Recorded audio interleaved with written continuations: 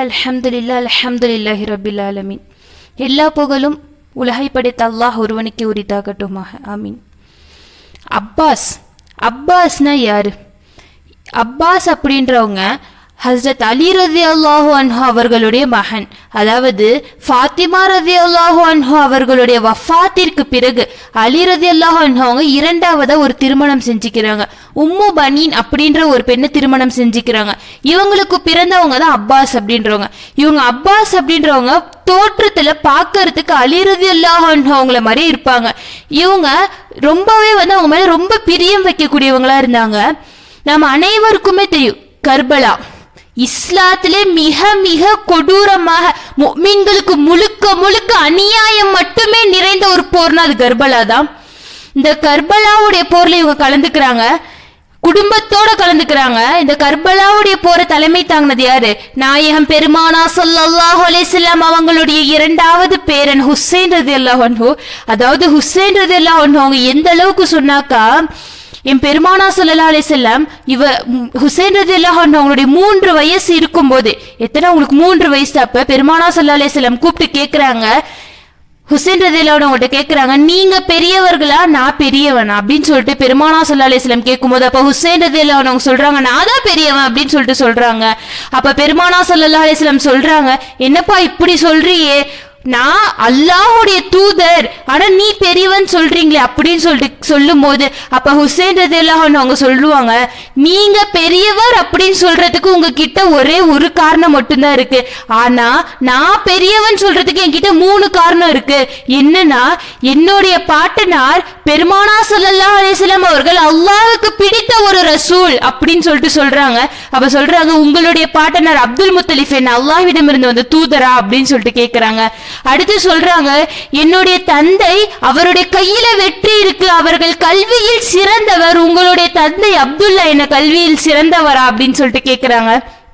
மூன்றாவதா சொல்றாங்க, என்னுடைய தாய் ஃபாத்திமா ரலியல்லாஹு அன்ஹா அவர்கள் சொர்க்க பெண்களுக்கு தலைவி, உங்களுடைய தாய் ஆமினா என்ன தலைவியா அப்படின்னு சொல்லிட்டு கேட்கிறாங்க. இதை கேட்டோட பெருமானா ஸல்லல்லாஹு அலைஹி வஸல்லம் அவர்கள் தன்னுடைய பேரனை கட்டி அணைச்சு கொள்றாங்க. அவ்வளவு ஒரு பிரியம் வச்சிருந்தாங்க. அந்த ஹுசைன் ரலியல்லாஹு அன்ஹு அவங்க இந்த கர்பலான்ற போரை தலைமை தாங்குறாங்க.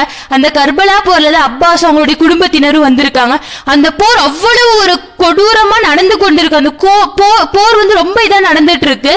அப்போ ஹுசைன் ரலியல்லாஹு அன்ஹு அவங்களுடைய மகள் சுஹைனான்றவங்க சொல்றாங்க, அப்பாஸ் கிட்ட சொல்றாங்க, என்னுடைய சிறிய தந்தை, அதாவது அலி ரலியல்லாஹு அவங்களுடைய மகன்னா ஹுசைன் ரலியல்லாஹு அவங்களுக்கு தம்பிமார் தானே வரும். அப்பெல்லாம் அந்த குழந்தை சொல்றாங்க, என்னுடைய சிறிய தந்தையே, உங்களை போன்ற பெரிய பெரிய வீரர்கள்லாம் இருக்கீங்க, ஆனா சிறுமினா தண்ணியில தாகத்துல வாடுறனே அப்படின்னு சொல்லிடுறாங்க.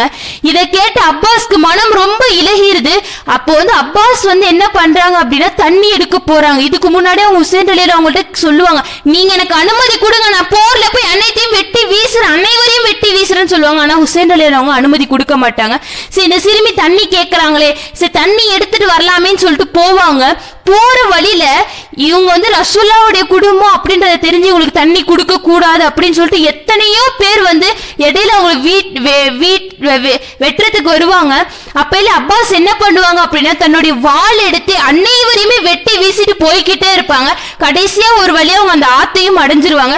ஆத்தை அடைஞ்சு அவங்க தாகமா இருக்கே, சரி தண்ணி குடிக்கலாமேன்னு எடுத்து வாய்க்கிட்ட வருவாங்க. அப்ப அவங்க நினைப்பாங்க, அங்க உன்னுடைய குடும்பத்தினர் பல முஸ்லிம்கள் போருக்காக சண்டை போட்டுட்டு இருக்காங்க, இந்த நேரத்துல உனக்கு தண்ணி முக்கியம் கிடையாது அப்படின்னு சொல்லிட்டு ஒரு தோளால் ஆன பை எடுக்கிறாங்க. அதுல தண்ணி வலது கரத்தால் அள்ளுறாங்க. அள்ளிட்டு அவங்க இப்படி திரும்புறாங்க. திரும்பினோடனே அங்க இருந்து ஒருத்தவங்க அவங்களுடைய வலது கையை வெட்டிடுறாங்க. தண்ணி கீழே விழுந்துருது. அதுக்கப்புறம் நினைக்கிறாங்க, இருந்தாலும் அவர்களுடைய தாகம் அவங்களுடைய கண்ணில் நிக்குது. அவங்க மறுபடியும் இடது கரத்தால தண்ணி அள்ளுறாங்க. அவங்க அள்ளினோடனே அங்கிருந்து ஒருத்தர் இடது கையை வெட்டிடுறாங்க. அப்ப அவங்களுக்கு என்ன பண்றதுன்னே தெரியல. அப்போ அந்த நேரத்துல பல பேர் ஈட்டி அம்பு அப்படியே எரிஞ்சுக்கிட்டே இருக்காங்க. அது முழுக்க முழுக்க அவங்களுடைய உடல்ல பட்டுருது. அதுல ஒரு அம்பு அவங்களுடைய கண்ணில் பட்டுருது. அது பட்டோடனே ஹுசைன் ரலியல்லாஹு அன்ஹு அவங்கள்ட்ட அவங்க போய் சொல்றாங்க, யா ஹுசைன் ரலியல்லாஹு அன்ஹு, என்னுடைய சகோதரனே, உங்களை பார்த்த நிலையில என்னுடைய உயிர் போகணும்னு எனக்கு ரொம்ப ஆசையா இருக்கு, ஆனா நான் ஒரு துர்பாக்கியமானா, என்னுடைய ஒரு கண்ணு குருடாகிருச்சு, என்னுடைய இன்னொரு கண்ணுல ரத்தம் ஊத்துது, அந்த ரத்தம் என்னுடைய கண்ணை மறைச்சிருச்சு, ஆனா உங்களை பார்த்த நிலையில என்னுடைய உயிர் போகணும்னு என்னுடைய ஆசை அப்படின்னு சொல்றாங்க. இதை பார்த்த ஹுசைன் ரலியல்லாஹு அன்ஹு தன்னுடைய தம்பியோட இந்த நிலையை பார்த்து அவர்கள் தன் மேல இந்த துண்டை எடுத்து ஒரு கண்ணுல இருக்க அந்த ரத்தத்தை துடைக்கிறாங்க. அவங்க அதே நிலையில அவங்க ஹுசைன் ரலியல்லாஹு அன்ஹு அவங்கள பார்த்த நிலையில சொல்றாங்க, யா அல்லாஹ் என்னுடைய இந்த சிறு தியாகத்தை புரிந்திக்கோ யா அல்லாஹ். பாருங்க என்ன சொல்றாங்க, அந்த மௌத்தாகிற நேரத்துல யா அல்லாஹ் என்னுடைய இந்த சிறு தியாகத்தை பொருந்திக்கோ யா ரப்பே அப்படின்னு சொல்லி அவங்களுடைய உயிர் போகுது. இன்னா லில்லாஹி வ இன்னா இலைஹி ராஜிஊன்.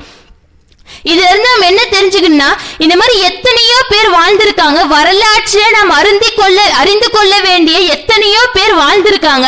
ஆனா நம்ம திரும்ப தெரிஞ்சவங்களை பத்தி ஆய்வு செய்யாம தெரியாத எத்தனையோ பேர் ரசூலுல்லாஹ் மேல ஹுப்பு வைக்கிறவங்க, இஸ்லாத்துக்காக உயிரை விட்டவங்க எத்தனையோ பேர் வாழ்ந்திருக்காங்க. அனைவருடைய வரலாறையும் அந்த இஸ்லாமிய வரலாறை நம்ம அறிந்து கொண்டு, சஹாபாக்கெல்லாம் எப்படி ரசூலுல்லாஹ் மீது பிரியம் வைத்து சொர்க்கத்துக்கு போட்டி போட்டாங்களோ, சொர்க்கத்துல உயர்ந்த படித்தரம் கிடைப்பதற்கு போட்டி போட்டார்களோ, அது போல நாமும் ஜன்னத்துல் ஃபிர்தௌஸை அடைவதற்கு அல்லாஹ் நம் அனைவருக்கும் தௌஃபீக் செய்வானாக. ஆமீன். அஸ்ஸலாமு அலைக்கும் வரஹ்மத்துல்லாஹி வபரகாத்துஹு.